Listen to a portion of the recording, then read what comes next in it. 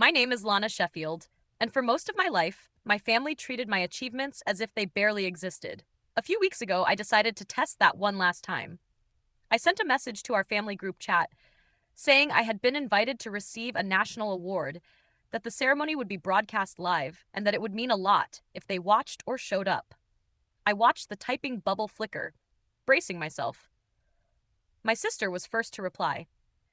She laughed, dismissed it as a silly award, and said she was going to a concert instead. Shortly after, my mom commented, and then my dad added the line that stuck: "Don't blame us if we don't go." As if my biggest night were some optional chore I was trying to push on them. I read their messages twice, but I didn't argue, explain the award, or tell them who would be there. I just smiled, typed one word, "All right," and set my phone down. That choice changed everything. The night of the ceremony, their concert tickets didn't matter. While they were singing along to music, my name was being read live on television, my face appearing on screens above them. For the first time, everyone around them knew who I was, long before my own family truly did. To understand how this unfolded, you need to know what it was like growing up in the Sheffield household. On paper, we looked like any family in a quiet Las Vegas neighborhood. In reality, our roles were defined long before I even noticed. I was the responsible one. The kid teachers never had to worry about. My older sister, Blair, was the center of attention. Her games, rehearsals, and new interests set the family's schedule. My younger brother, Corey, was the baby who could do almost anything as long as he stayed entertaining. My mother, Donna, would joke about having a star, a helper, and a comedian. She never intended it to be cruel, but it made my position clear. My father, Keith, worked long hours and came home ready to hear about Blair's latest achievement. I quickly learned that if I wanted his attention, I had to wait until she was done speaking. Small moments accumulated. A project I was proud of would be ignored for Blair's tournaments, or my father would nod at my words before turning to ask about Blair's practice. When Corey cracked a joke, everyone focused on him. When I spoke, the moment was used to refill drinks or clear plates. None of it was dramatic enough to call unfair. It was a series of quiet choices that taught me my news always came second. I stopped competing with Blair's performances and Corey's antics. I became the one who solved problems before anyone noticed. Forms were signed, routers reset, appointments remembered. The more responsible I became, the less they acknowledged me personally. They appreciated results, not the person producing them. By high school, I only shared successes if a teacher forced it, through parent conferences where praise had to be delivered for me. Blair was 3 years older, always with an audience. Coaches, directors, neighbors would talk about her achievements, while my contributions went largely unnoticed unless someone pressed for details. I accepted it, focusing on what I could control, quietly solving problems. I found a career where results mattered more than recognition. I worked in emergency communications, where my attention to detail became an asset. I joined a team developing software for cities, tools to optimize ambulance routing, shaving seconds off response times. In a city like Las Vegas, where lights never went out and sirens never stopped, a few seconds could mean the difference between a scare and a tragedy. Most of my work lived in code unseen by the public. Reviewing call logs, analyzing patterns, ensuring dispatchers had accurate recommendations. When the system worked, there were no headlines, no applause, just life moving more smoothly. The first person to see my contributions beyond background work was Dr. Selma Rodes, director of our research group. She noticed I volunteered for the most complex, unglamorous tasks. Instead of discouraging me, she involved me in discussions about architecture and failure modes, recognizing that my drive to understand details was a strength. Our project began quietly in one city district, but as it went live, measurable improvements followed. Average response times dropped, fewer calls were misrouted, and dispatchers began sending notes saying they felt less helpless. We read every message, fixed each issue, and gradually expanded the system each quarter until our maps covered the entire valley. The nomination came from outside our office. A regional coordinator compiled data from the past year, charted how many people had been reached through Care Faster, and submitted it to a national committee tracking public safety innovations. I didn't know my name was involved until Selma asked me into a conference room and closed the door.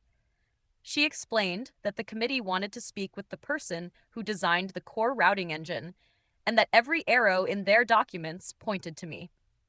Interviews and a long review process would follow, though I'd mostly hear about it secondhand. My first instinct was to downplay it. It was still just code, pattern recognition, work no one else wanted to spend hours on. Selma wouldn't let me dismiss it. She reminded me of the nights watching live dashboards, the stubborn bug that took an entire weekend to solve, and the dispatcher who called in tears when the system had routed a crew just in time. Recognition, she said, would come less from clever math and more from refusing to abandon a problem until it was solved.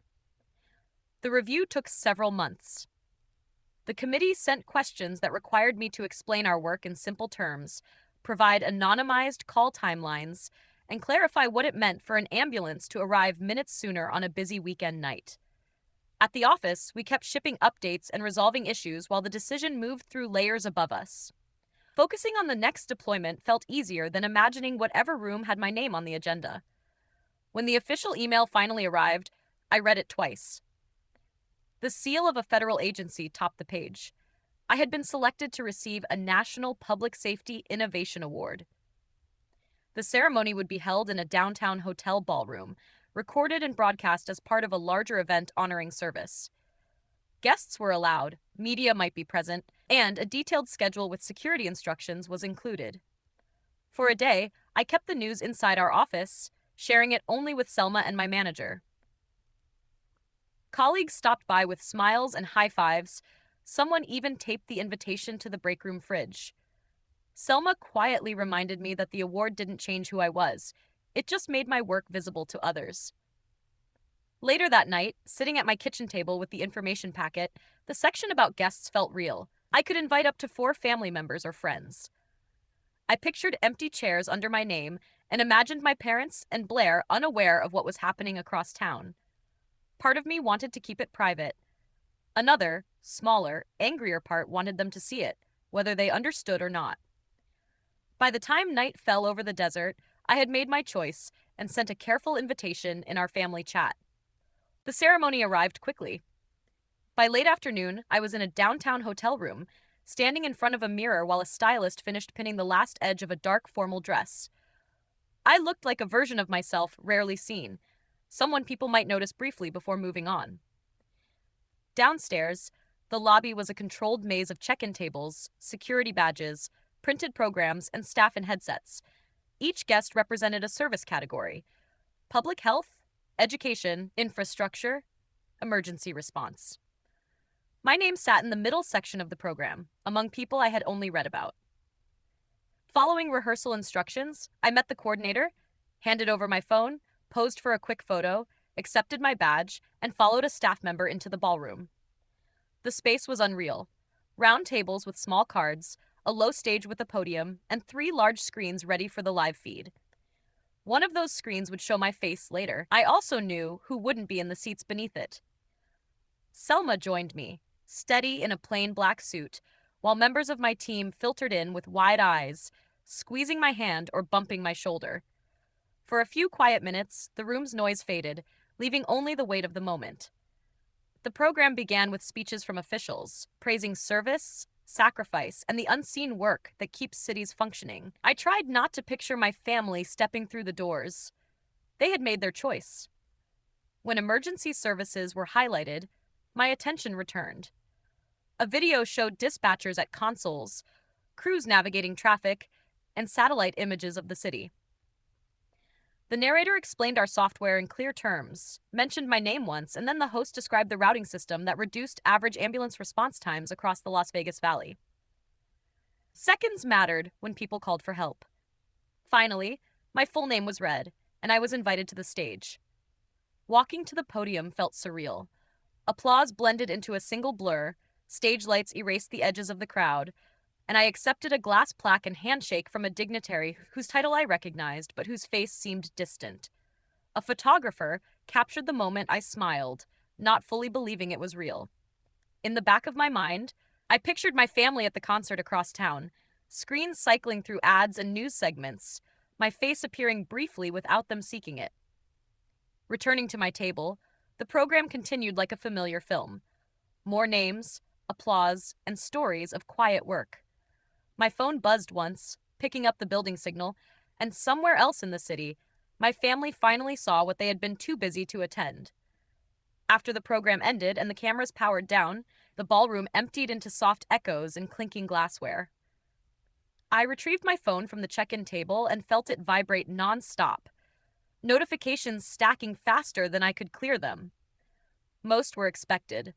Messages from coworkers, emails from city officials, a thread in our operations channel with a blurry screenshot of me on stage. Beneath those were dozens of missed calls from the same 4 numbers and a flood of unread texts in the family chat. The timestamp of the first messages lined up perfectly with the concert's intermission. Opening the family thread, I scrolled past my original invitation, quiet and small, followed by my sister dismissing the award and my parents siding with her. Then the tone shifted. My mom's messages ran in anxious blocks, describing giant screens over the arena, strangers staring when my name appeared. My dad wrote about people asking if they were related to me, how proud they felt, and how unbelievable it all was. Blair's texts were short, clipped, full of exclamation marks, as if performing for an invisible audience. They described the reaction in the venue, fans trying to photograph the broadcast, questions about my job title. Nowhere did they acknowledge that they had chosen a concert over attending. Their focus was shock, pride, and the drama of the reveal. For a moment, I felt the old urge to smooth things over, to reassure them, explain the project simply, and shift attention to the future. My thumbs hovered above the keyboard as that conversation played out in my head. Instead, I locked the screen. My team waited at the table, caught between celebration and fatigue. Selma noticed my expression and the phone in my hand. I shook my head, not ready to unpack it, and let myself focus on practical tasks, finishing the group photo, thanking organizers, figuring out the rideshare line outside. Back at my apartment, the city was quiet. I set the plaque on the counter, kicked off my shoes, and reopened my phone. Unread messages had multiplied. Alongside the family thread were notes from distant relatives, former classmates, and neighbors, many including links to news clips with captions about seeing my face on the strip. In the family chat, the tone had shifted again. My mom asked if local news might cover what it had been like to raise such a dedicated daughter. My dad wondered if the city would be interested in a story about our neighborhood. Blair floated, posting a childhood photo with a caption about always believing in me. I scrolled past these, noting how their new plans sat just above their earlier dismissals. I took screenshots and saved them to a folder only I would recognize. I didn't reply. The gap between their words then and now wasn't something a few late-night messages could close. Morning came without asking what kind of day I wanted. Sunlight leaked past the blinds, and my phone vibrated faintly on the nightstand. For a moment, I imagined routine work emails.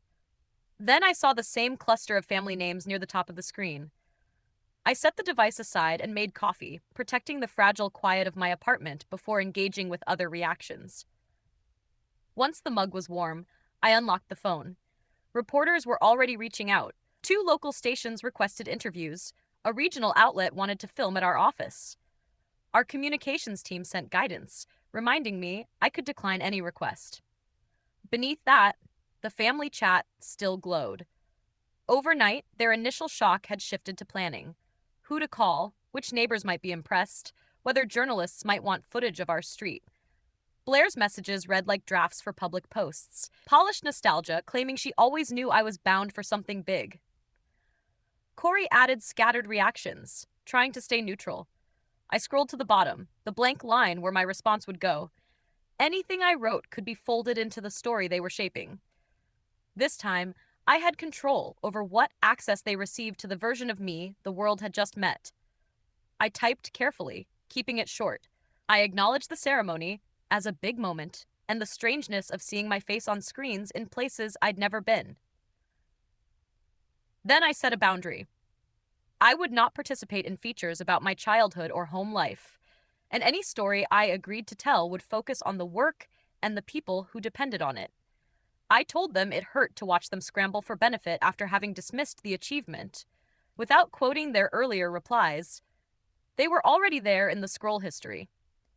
I asked them not to contact coworkers or anyone in the department and requested honesty if approached by reporters. The typing indicator appeared immediately, flickering as if no one could decide who would respond first. My mom replied in a block of text, insisting they were proud in their own way and that I was overthinking. My dad's response was clipped, saying I should not tell them how to speak about their daughter and that he felt unfairly cast as a villain on a night meant to celebrate. Blair sent a few sharper messages, accusing me of ingratitude and trying to embarrass them. Their words landed differently than they would have a year earlier. They did not reshape my sense of what had happened. They sounded like echoes from a room I had already left. I read, paused, and felt only a tired clarity. I closed the chat and reopened the communications team email, reviewing their guide on boundaries and not feeling obligated to share anything that made me uncomfortable. Near the end, a line reminded me that even those closest to us can be unprepared for public attention, and that enforcing distance is acceptable. Looking at those words, I realized I did not have to wait for anything to change. I could start now. Distance was not punishment. It was a set of coordinates I could choose for myself. I returned to the family thread one last time and muted it for a full year, then opened individual chats one by one and turned off their alerts. Messages would still arrive, but my home remained quiet unless I decided otherwise. The weeks that followed did not feel like a victory lap. They felt like a reset. At work, the award became shorthand. New team members needed context for why strangers sometimes appeared with cameras. Dispatchers stopped me in hallways to share small successes I would never have seen on a dashboard. A child who reached a hospital before a seizure worsened. An elderly neighbor spared a night on the floor thanks to a quick crew response. Selma leveraged the media attention to secure more funding, more staff, more people, as committed to solving problems as I was. Amid that momentum, my personal life rearranged itself around quieter choices. I kept my phone number, but removed the family thread from my home screen. I had dinners with coworkers who had become friends, people who understood the work's cost without needing me to downplay it. I met students visiting the department, answered questions about burnout and purpose, and reminded them that the work mattered more than any headline. Occasionally, fragments of my old life appeared. A neighbor mentioning my mother, talking about me at gatherings, a distant cousin forwarding an email from my father, praising a daughter who never needed much. I read these secondhand updates like a weather report for a city I no longer planned to visit. They could not hurt me unless I chose to re-enter them. Blair tried a different approach. When she realized I was not responding in the group chat, she began posting online, tagging my account in old photos with sentimental captions. I sent her one direct message, my first in months, clearly stating that I did not want our relationship framed that way, and warning that if she continued, I would block her and involve our department's legal team if needed. She removed the tags and kept posting, but without my name. That, in my world, was what consequences look like. Not public drama, but closed doors. My parents could boast to anyone, but they could not reach me directly. Blair could perform nostalgia, but she could not rewrite reality. Corey could stay neutral, but the path back into my life had been cut the night they chose a concert over showing up. What remained open were the parts of life I intentionally chose. I continued working on the routing system and related projects, mentored interns who reminded me of my younger self quietly teaching a computer to listen, and joined a group reviewing near misses. Not for recognition, but because a stranger on the other end of a call might depend on it. The lesson is not that success erases the past or that public recognition heals neglect. It does neither. Real change came when I stopped treating my family's attention as a prize to earn. I built a life where the people closest to me understood what I did, why it mattered, and showed up long before a camera ever did. If you take anything from my story, let it be this. You are allowed to draw your own lines, decide which invitations matter, and walk away from people who only value you when someone else points it out. Distance is not cruelty when it protects your wholeness. Thank you for staying with me until the end. If this story made you reflect on your own boundaries or the way you value those around you, take a moment after this video to check in with yourself and with the person who might still be waiting for someone to show up when there are no lights and no applause.